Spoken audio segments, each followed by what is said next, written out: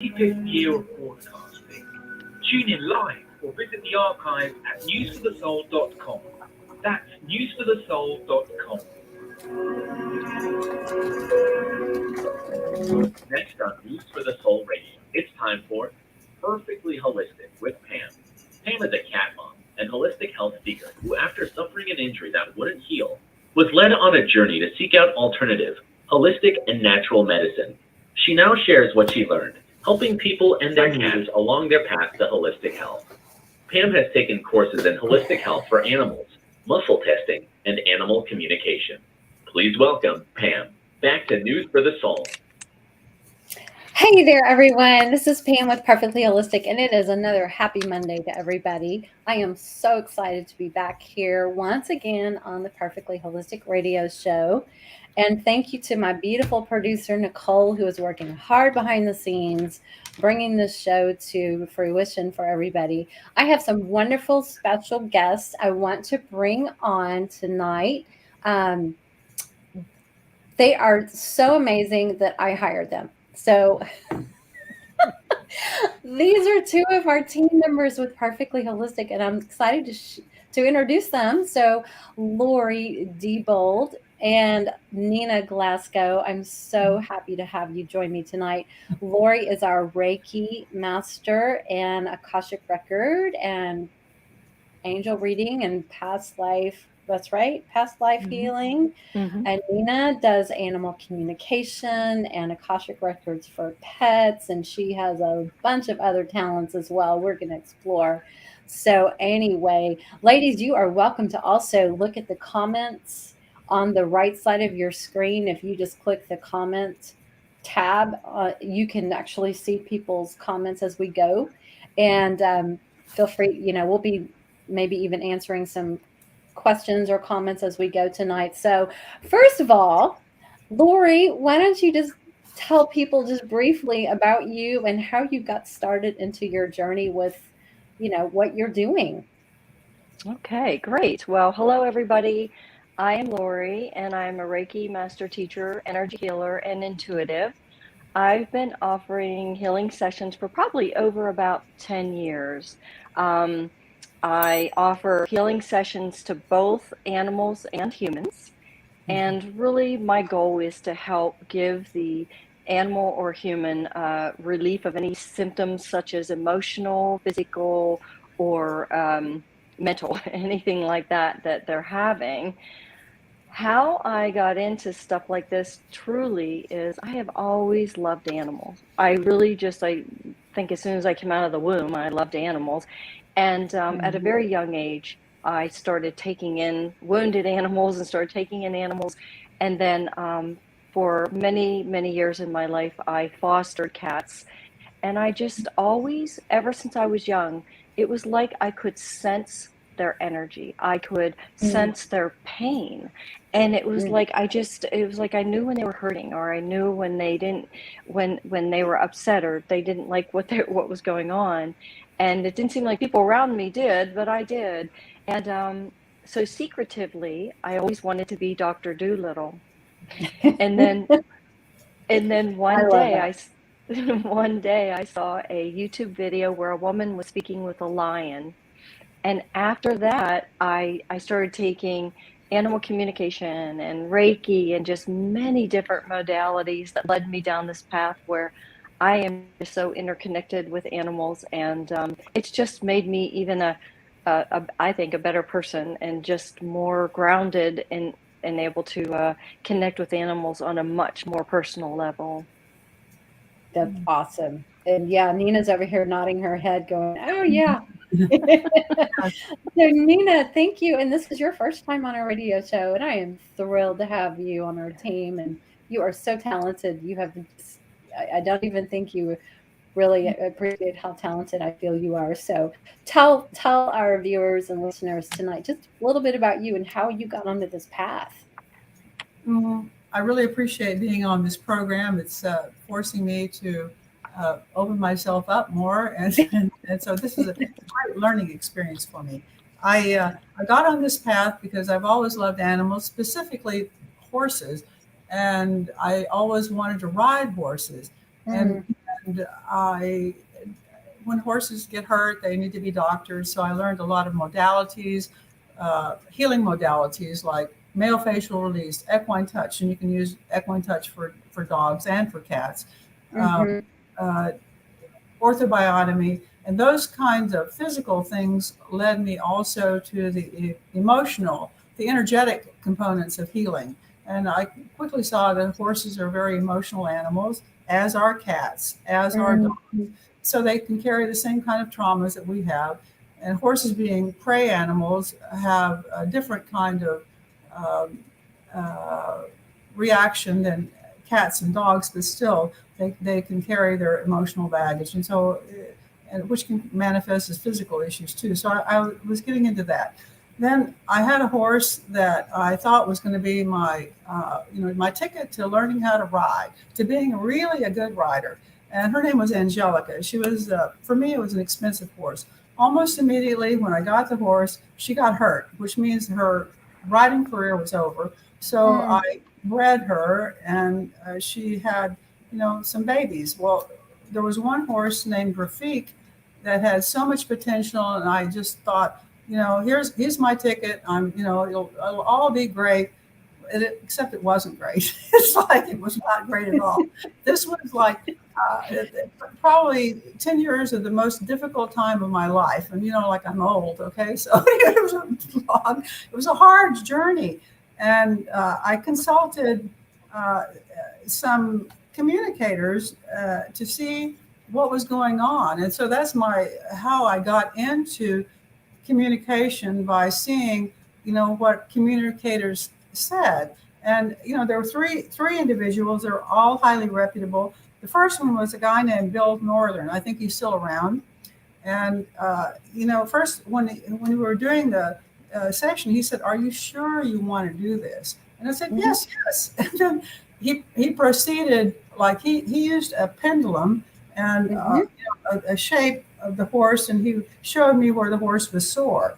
And he said he's pretty sore. And basically, the horse had a lot of complaints about how I rode. Okay, am I right? So, like, my husband was very upset. Like, he shouldn't be telling you that. And I said, no, it's true. It's true.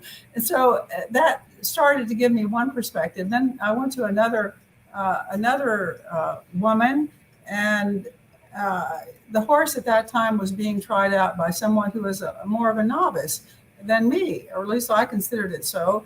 And I asked her, I said, "Why is this horse behaving better with her than with me?" And then the horse told her, "Well, she has 3 small children." In other words, the horse didn't want to get her hurt. In other words, the horse was trying to protect her. And like he had less regard about protecting me, or that was my impression, than her. Okay. And then she said, I said, "Well, tell him I love him like a son." And then the horse told her, "Well, you didn't send your son away." Because the horse was in San Antonio. I'm in Austin. So she ultimately didn't buy the horse because, she had her reasons. And so then I had another friend who was could communicate. And she said the message that she heard when she was riding the horse was, "It's fun not to comply." And she knew that was his wording. He was a very smart horse. And she also had images of a little boy with dark hair who was my son, going in and out. So this horse was mirroring a lot of things, my frustration, my relationship, a lot of things. And, ultimately it got ironed out. The horse is in California. And actually my son is successful. He is in California. He's a lawyer in California, but it was like a long haul. And so I learned about communication. I started taking classes.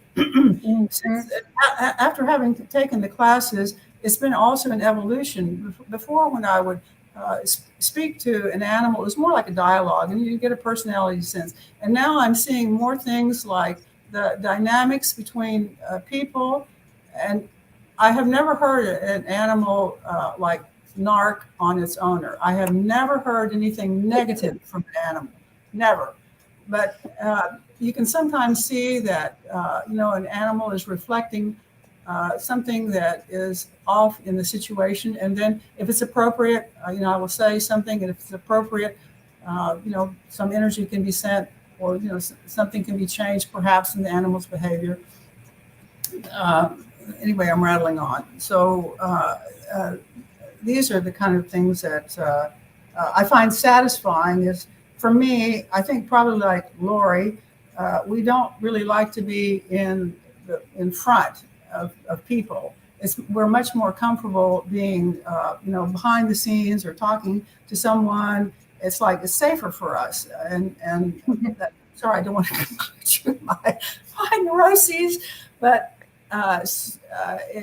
so animal communication can be very, very rewarding if I feel like I'm making a difference, if I feel like I'm helping someone, and it's also very, very fun. Yeah. I totally agree. It's so interesting what our pets will share with us when we are open to hearing and stuff. So one of the things I wanted to ask you guys was, we kind of touched on that, is how you first came to truly connect, and what impact that has had on your life. Obviously, you guys are now involved in careers that are in service to others with animals. So talk briefly, we'll start with Lori, like what do you feel like out of all the services, and maybe there's more than one, is there something that stands out in particular that it's allowed you to really connect on a deeper level with pets? And which one of those has had the deepest impact on you in your life where you are right now? I would have to definitely say Reiki, because to me, Reiki is so powerful in my experience, because when I'm able to connect with an animal, I have the ability to connect with their chakras and look into their chakras and see where their imbalances are. I'm able to even get emotions, and sometimes I get visions on where this trapped emotion of fear, anxiety, has even originated from. And so that is how just Reiki, even when I'm giving an animal Reiki, they'll start talking to me at times, not always, but at times.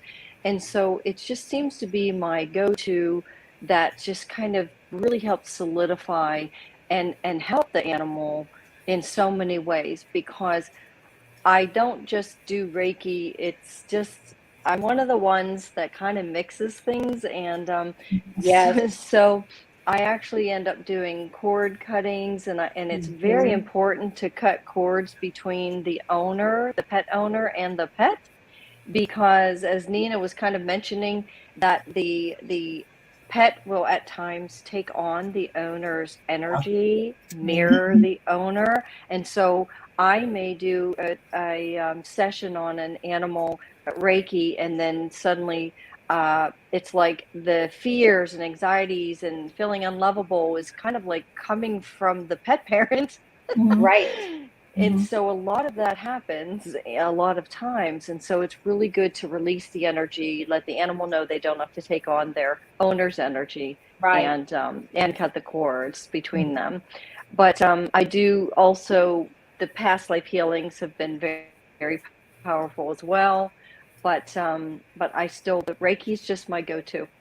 And I do use tuning as well at the end of Reiki, because it really clears the energy really powerfully.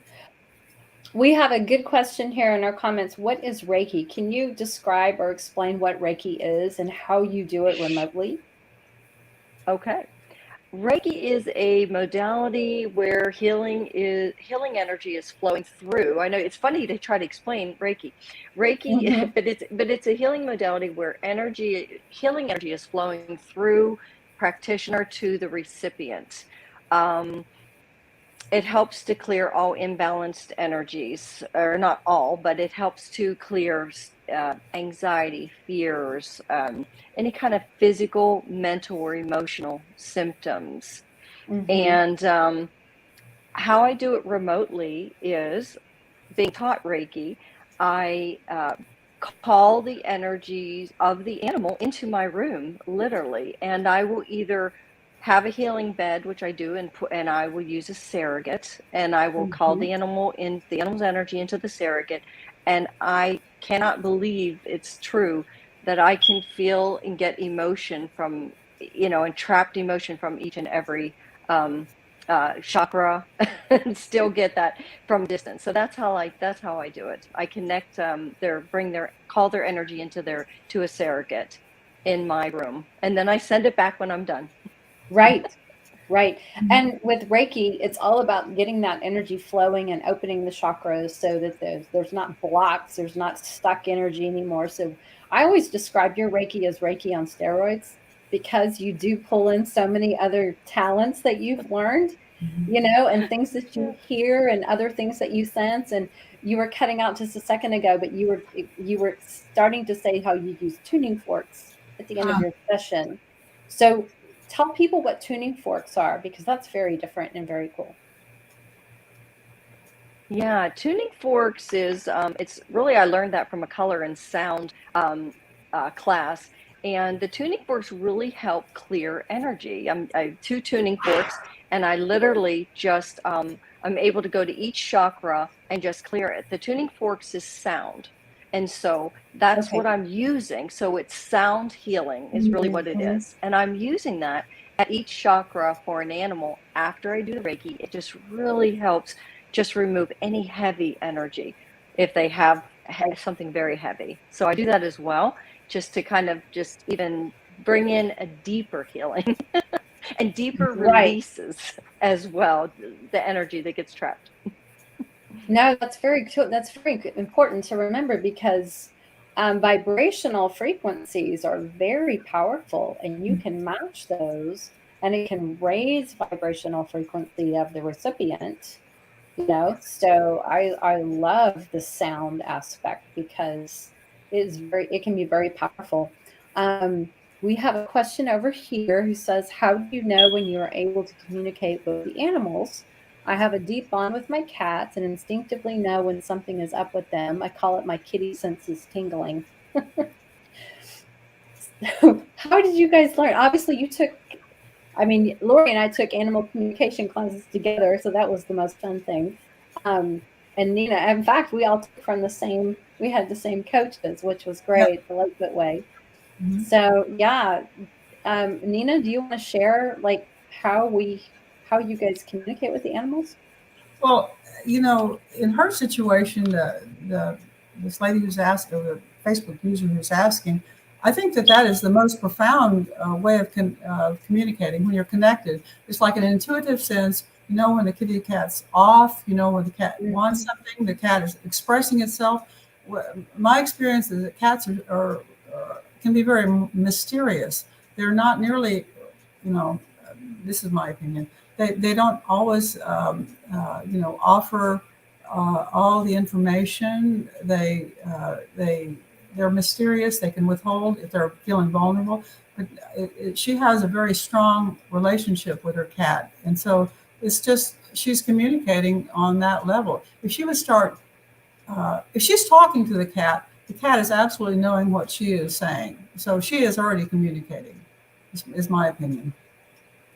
Does Yeah, that make and yes, and there's different ways of having that communication. There's sense? there's claircognizance, there's clairvoyance, there's Hmm. clairsentience. So claircognizance is just kind of a knowing. You get these downloads, this sense of knowing in your mind.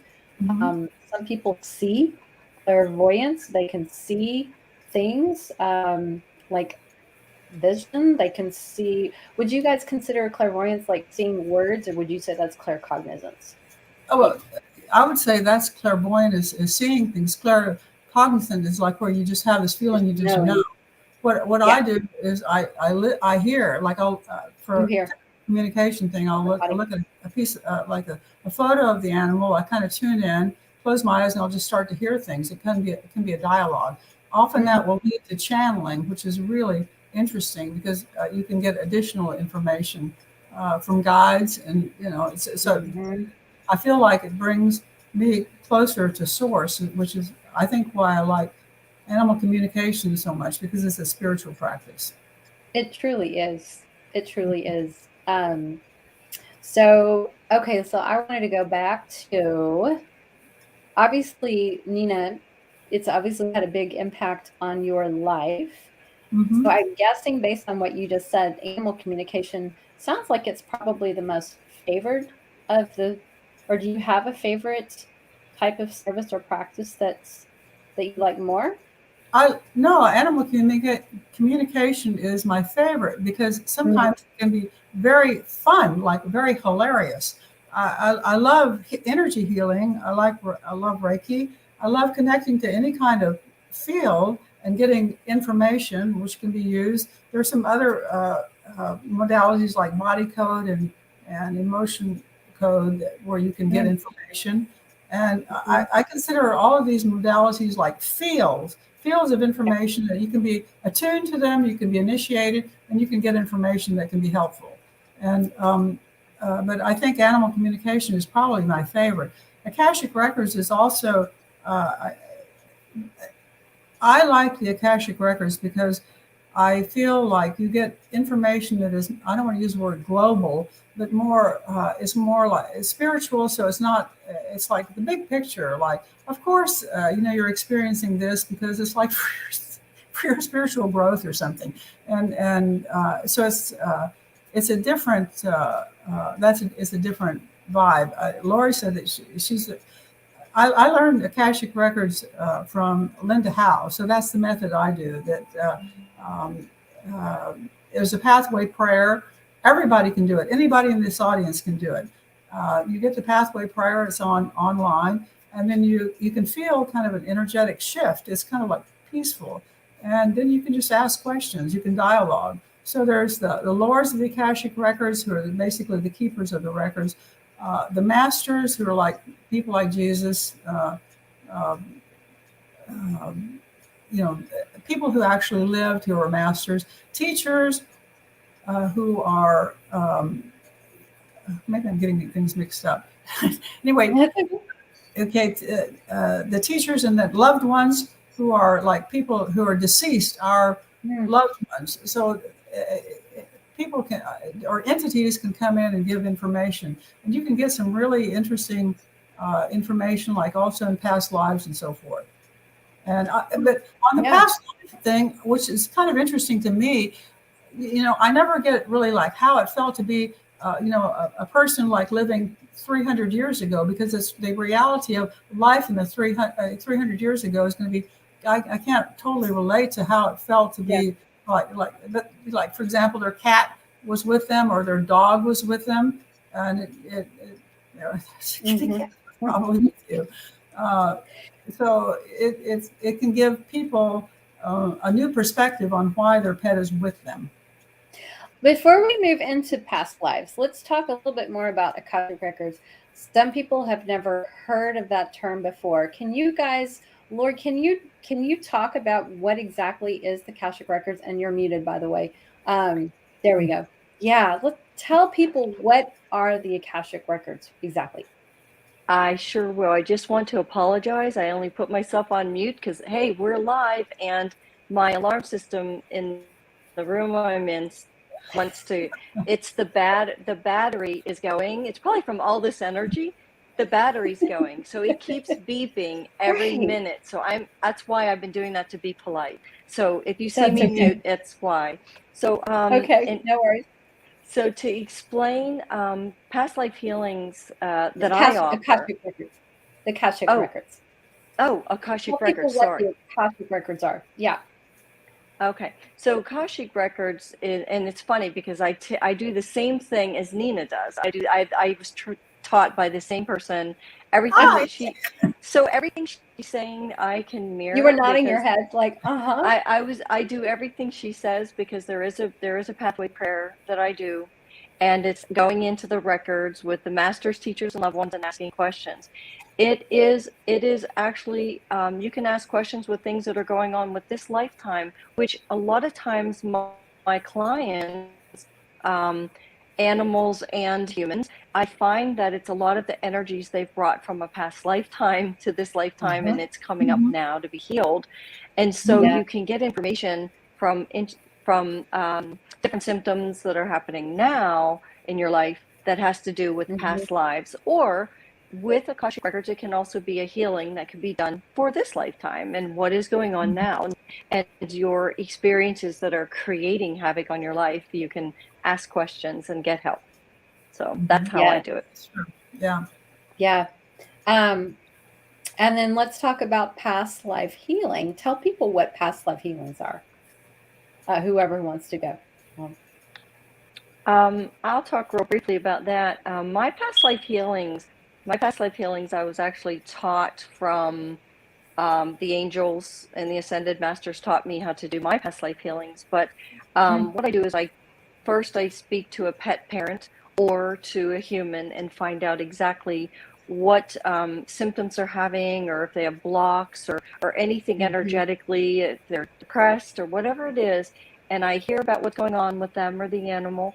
And then I'm able to tap into a past life that is most prevalent to what they're going through now. And then there is a beautiful healing that takes place with the animal. I do it, of course, I do both distance, but with the animal, I do it using a surrogate. But with the human, I'm usually on the phone about an hour and a half, and they get a copy of the actual. I have it videotaped, but yes, it is really clearing energy that you brought from a past lifetime into this lifetime. And that's affecting them in some way. It's affecting them in this lifetime. Yes. So the healing takes place, but we all have soul parts that have experienced other lifetimes. That is what's coming up now to be healed in this lifetime. And so that's the soul part, is how I explain it. The soul part that's being healed. And that's how I explain it. Yes. Nina, do you want to add anything to that? No, I think what you're saying is absolutely true. I think it's all, you can see a shamanic bent in all of this. When people go, when practitioners are able to go into different realms and bring back information that will heal, their clients, their loved ones, animals, that's all, it's shamanic in nature. And that's, also changing the narrative. Just like, you have timelines and things can be changed. It doesn't have to be the same timeline. I agree with what Lori is saying. Yeah, it's pretty incredible. When it comes down to it, it's all about energy. It's all about energy, and it's this connection.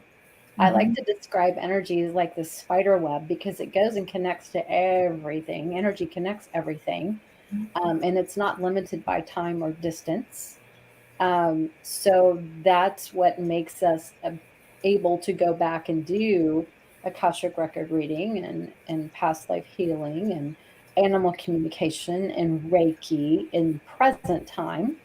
And it's all about it sounds like it's all about setting your intention when you're going into other things. It is about setting that intention of what you want to tap into, right? Which is fascinating.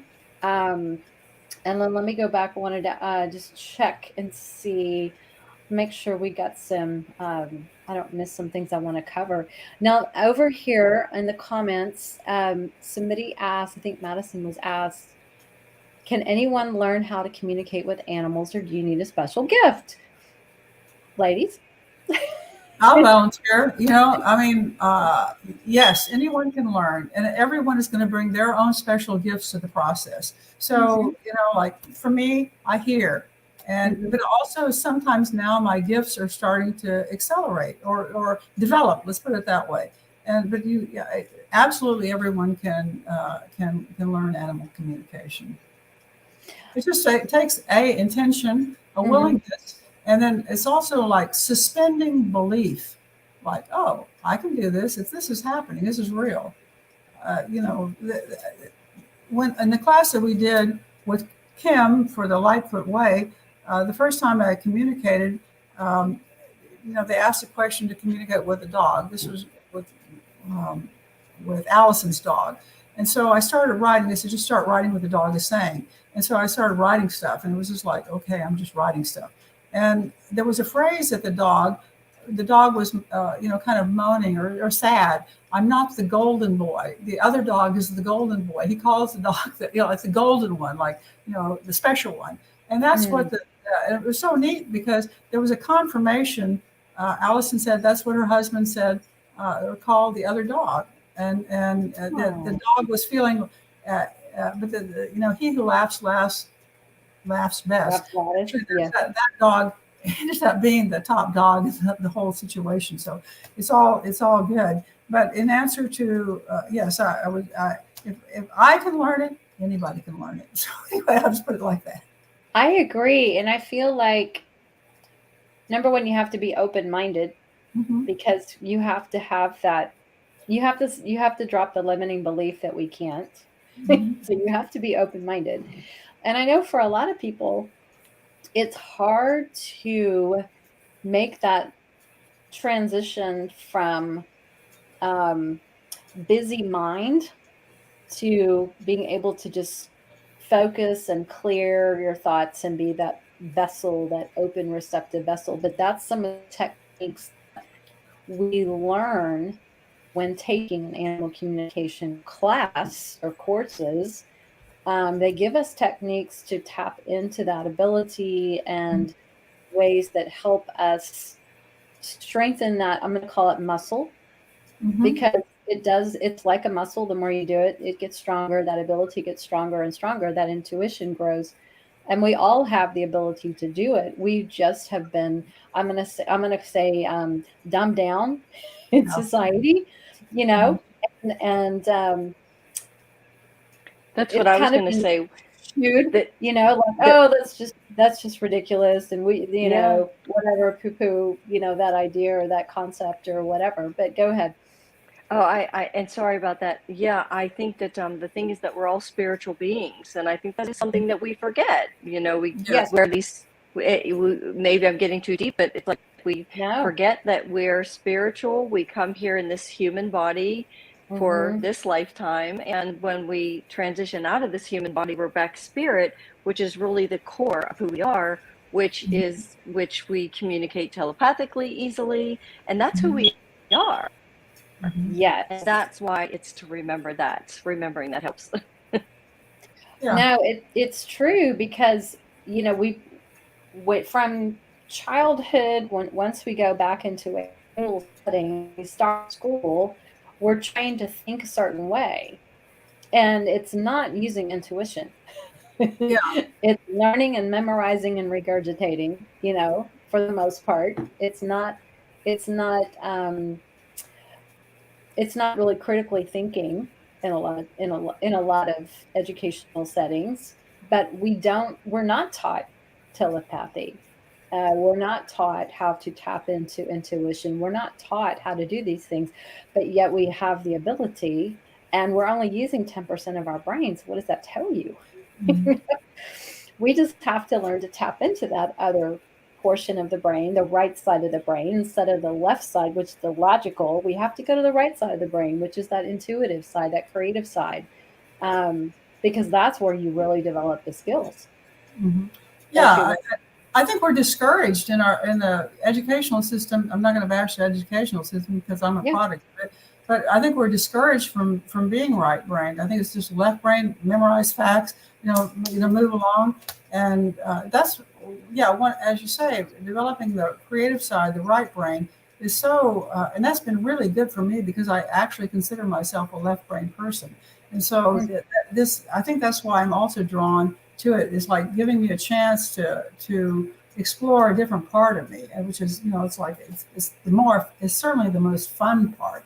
I mean, hearing messages, I just love it when you go in the universe, will give you these information like, oh wow, that's so cool, hearing that stuff. So it's kind of like a trip. I like that. Absolutely.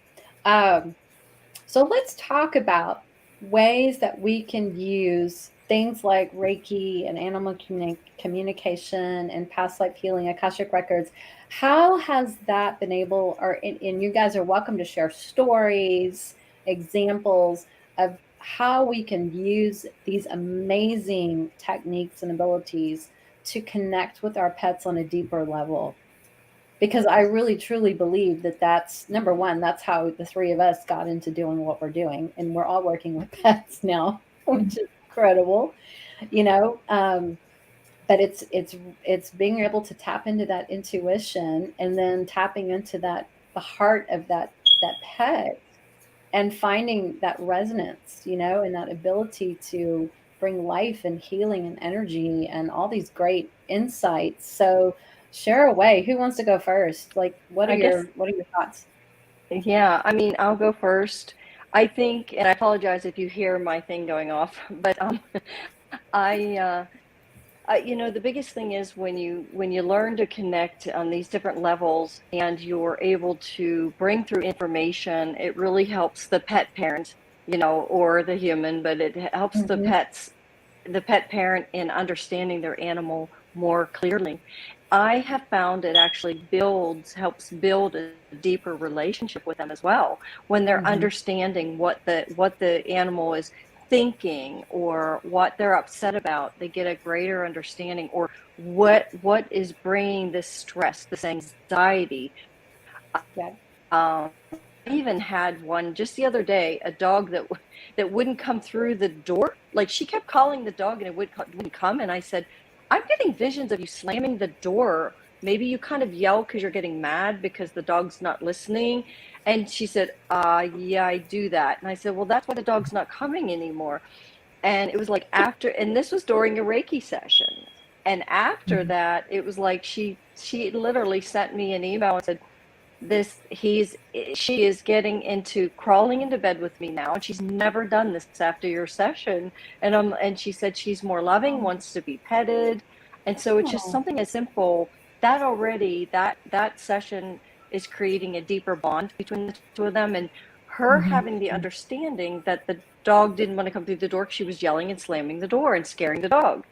So something as simple as that just shows you how it can, you know, can really help change a relationship by an energy healing and all No, that's involved. exactly. And it's also great because it puts a spotlight on us as pet owners. Like, what are we doing to hinder our relationships that we don't even know? You know, we're not aware. So I think it's awesome because it brings awareness to the pet parent. Like, uh-oh, I'm the problem. You know, a lot of times, and we don't even know it. You know. So Nina, go ahead. No, it's true. I was thinking about Lori. It's like it's helping. Like when you open your heart chakra, horses respond to that, and they have a huge energy field in their heart. That's why they can be used for therapy animals. It's Mm-hmm. also why horses and children can get along so well. You'll find a horse that's a babysitter, a big old horse that's a babysitter. Oh. Like horses don't like it when you're in your head, you know, when you're here, and it's like too predatory for them. They like it when you're in your heart or in your gut. So it's a way of teaching myself and also other people if it comes up, you know, how a way of being. I also use Reiki. I don't think my way of doing Reiki is different from Lori's. It's but it's you know it's I've also had profound results, oftentimes physical results uh, with using Reiki. I think it's a wonderful modality. Um, I, um, I'm also drawn to channeling for information. Is that something that you like to do, Lori? It seems like it's something that happens in your sessions too. You know, when you get that information, and so it's coming from somewhere, you know. Yeah, definitely. Definitely. The information, it can come from guides, it can come from the Mm-hmm. animal itself. It's Mm-hmm. but I do believe we're being led to bring through the information that is most Absolutely. prevalent and Mm-hmm. most important for the pet owner to know.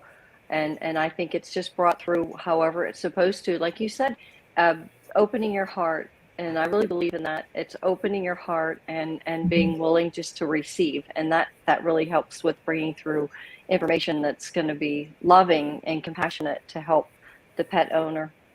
Right. Definitely. Yeah. Exactly. Nina, do you have any stories that you would like to share? The only thing today, a friend was asking me to check in with her cat. She was, this is a special cat. His name is James, and he was like a kind of an orphan cat. She had to nurse him with, a little bottle and all that. She had Yeah. a nursing cat that would not take him, so she considers James special, and I'm going to agree with her. And so she said to ask James about portals, and so I started to ask James about portals, and he said, why don't you just ask me how I am today first? And so I said, okay, how are you, James? There was it was this, like, he took control of the situation. I asked me how I am today. And I said, okay, how are you? And he said, I want to move. I want Heidi to move, my friend. And I said, oh, and he said, they're going to sell the house soon. And I said, okay. So I gave Heidi that information. It's very valuable when you know ahead of time, you get a heads up that, Yeah. and all of that was true because her mother is not doing well. She's in a different place. And so there's going to be some kind of action taken on the house that she's in. And so I thought this was, very cool because I love it when I can be of help. And I love that the cat put me in line. Let's not talk about that. Let's talk about, what was important, what was relevant. But he also did say that he had been a spirit guide, for my friend and different when he had passed, and he intended to be a spirit guide again, and after he passes. So, and there was encouragement for my friend. That's awesome. Yeah. That's awesome. Lori.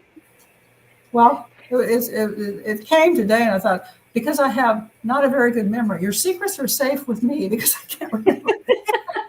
So I thought it was great to have a story. Okay, that was my story for the day. Yeah, absolutely. Lori, tell me I had more. a beautiful story I wanted to share too. There was a gentleman that he thought that his dog was going to pass away. He wasn't sure what was wrong with it. It was hiding under the bed, and it did have breathing issues. It was older, and there was some health issues. And but he thought, last ditch effort, I'll try this Reiki thing. And the thing is that after it was 20 minutes after the session, the dog came out from under the bed and started eating normally. Within 24 hours, the dog was breathing normally again. Now, part of the thing was, I feel very strongly, and it definitely gave the dog a little bit of a longer life, but the thing was that the dog wanted to talk. The dog wanted its owner to listen to him and do some things, some guidance that was given. And so you can see that once that dog got that off his chest and had the opportunity to talk, it was like, oh, somebody's listening to me. And getting, and it was just for us to be that voice for the animal is such a gift, and it's so humbling to me to be able to do that. It's so humbling. And I wanted to tell a very brief I had a cat who was ingesting everything, just always eating things, and even I think might have had surgery. And then after the session, I think up until this day, it hasn't eaten anything, but maybe once in a while it might chew on something here if it gets triggered or upset emotionally. But that to me, is just beautiful and amazing that a healing session to clear the energy and to let the animal speak can really help. And I think that was actually a past life healing, but on the cat, it was a past life healing. I know that cat. Yes, and it was amazing that the cat is doing so much better just after getting the past life healing and clearing. Unbelievable. And the cat's role and the parent, they were so connected in past lives. Very much so. Very much so.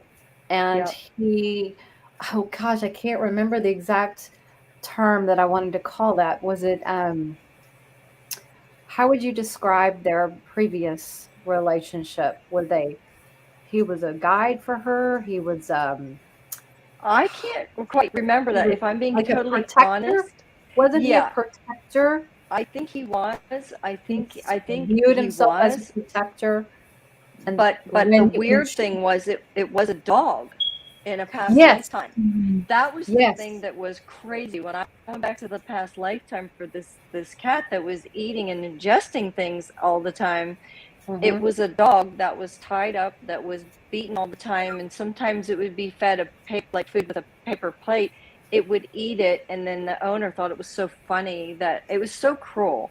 And so all of these anxieties and always and starving to death. And so this particular cat brought these energies to this lifetime to be healed. Is why, because I truly believe things do not surface unless they are meant to be healed, in my opinion. Right. And Yeah, they were yeah, and I think things cannot be healed unless they are seen.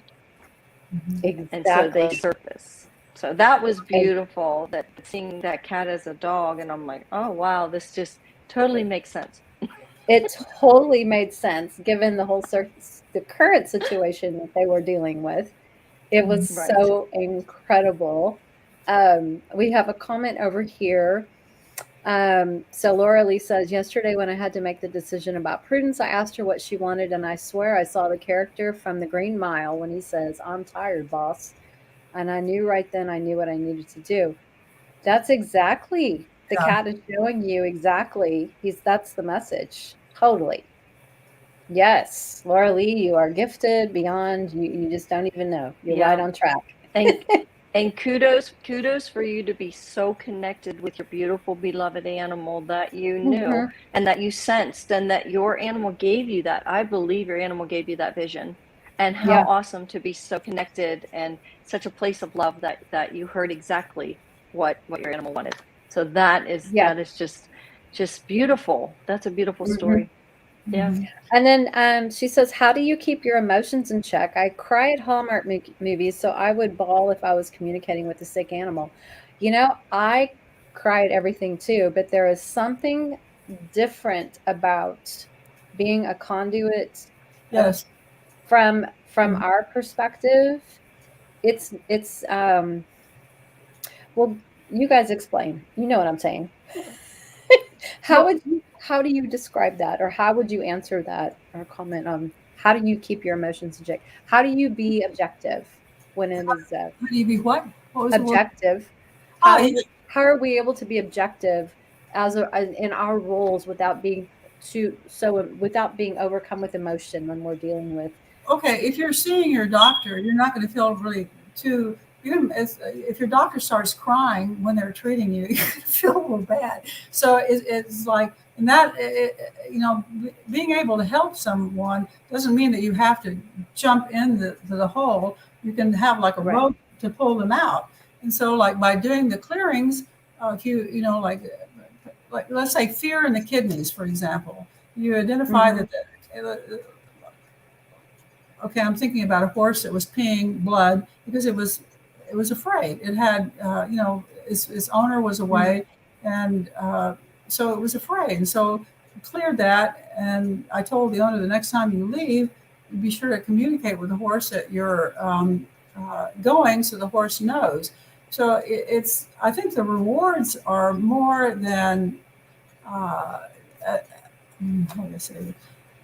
I don't have that problem. If I'm seeing a situation, I try to remedy it if I can. I ask permission if I can. If it's supposed to be something that I can get involved with, I can. I have asked animals before, do you want me to get involved with this? Sometimes they will say no, or sometimes they will say, come back and check me later. They have to have, they're being heard. And so I try to listen to them rather than just like, I try to respect boundaries too when I'm doing that kind of. Lori, how do you become? And I think it's also where you go ahead. I'm sorry. Go ahead.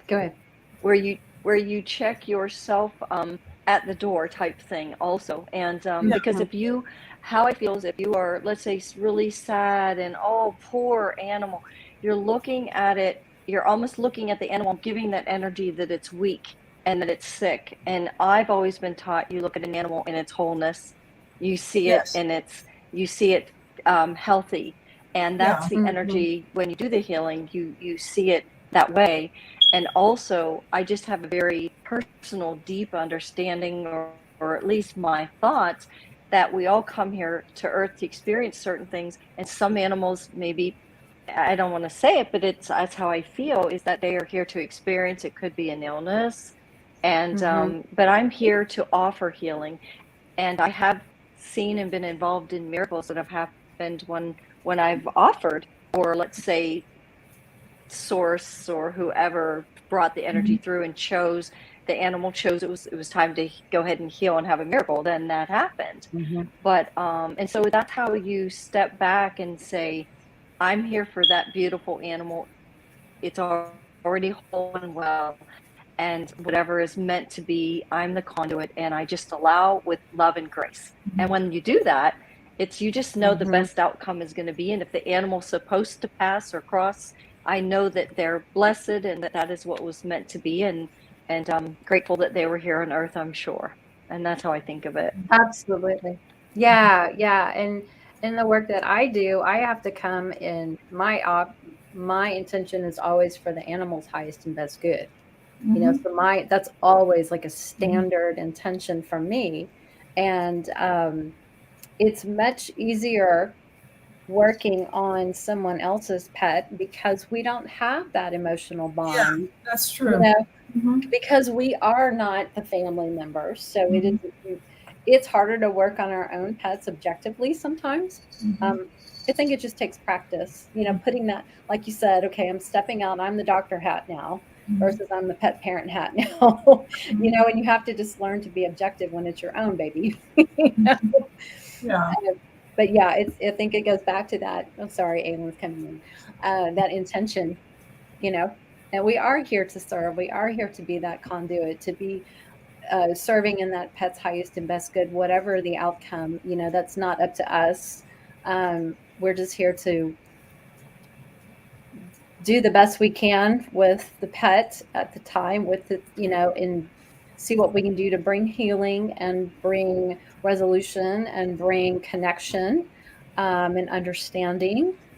Perspective, I would say, is a big part of that as well, and just awareness, like we were talking about. Like, so many times we get in the way and we don't even realize it, you know, or things that we're doing are contributing to that dysresonance, what I call dysresonance. It's getting in the way of that relationship.